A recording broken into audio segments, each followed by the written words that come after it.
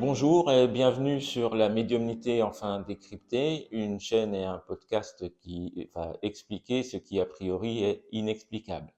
Alors la médiumnité, il faut savoir de quoi vraiment on parle, parce que c'est un mot qui est entouré de mystère, de magie et aussi de fantasmes. Tout d'abord, la médiumnité, ce n'est pas un don, contrairement à ce qu'on entend souvent. C'est juste une faculté qui a été donnée à absolument tous les hommes. Nous avons 5 sens objectifs que sont le toucher, le goût, l'odorat, la vue et l'ouïe. Et nous avons un sixième sens un peu particulier parce qu'il n'est pas directement relié à notre corps physique. On verra plus tard que c'est un peu plus compliqué que ça. Mais c'est un sens qui fonctionne grâce à notre conscience, grâce à notre esprit. Et cette faculté, elle nous permet deux choses essentiellement, qui bouleversent assez notre vision du monde, nous le verrons aussi. Cette faculté, elle permet tout d'abord de capter les vibrations que chacun émet et qui sont porteuses d'informations, que la nature émet, un arbre par exemple, émet lui aussi des vibrations, toute matière vivante émet des vibrations.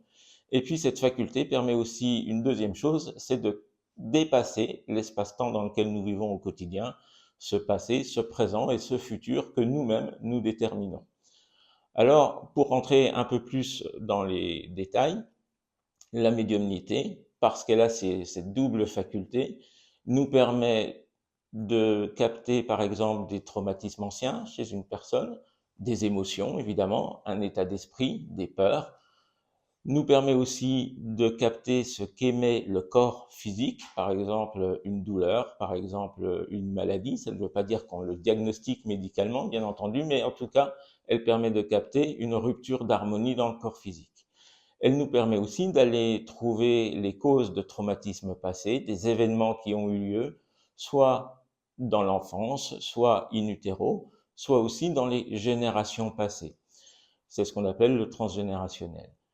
Et puis évidemment, la médiumnité, ça nous permet, parce qu'on dépasse l'espace-temps, d'entrer en contact avec des consciences de personnes dites décédées, au sens médical et scientifique du terme. Ça nous permet également de communiquer avec des gens en état modifié ou altéré de conscience. Je pense particulièrement aux personnes dans le coma ou en phase terminale de maladies neurologiques ou dégénératives, telles Alzheimer, Parkinson par exemple. Ça permet aussi de trouver donc les causes des maladies, les causes émotionnelles, évidemment. On sait qu'un grand nombre de maladies sont en partie provoquées par un état psychique. Il y a même des maladies auto-immunes. Eh bien, ça va nous permettre de détecter ce qui est à l'origine de ces problématiques et éventuellement de contribuer à y remettre de l'ordre, en tout cas au niveau psychologique et émotionnel, pour que la personne se retrouve dans les meilleures conditions possibles pour vaincre cette maladie sur un plan physique, sur un plan médical. C'est essentiellement cela, la médiumnité que je pratique. C'est donc à la fois de la communication, à la fois de la thérapie au sens très large du terme. La médiumnité, pour le résumer sur cet angle-là, c'est tout simplement trouver la cause pour essayer de traiter les effets, contribuer à traiter les effets, même si évidemment on ne peut absolument pas tout.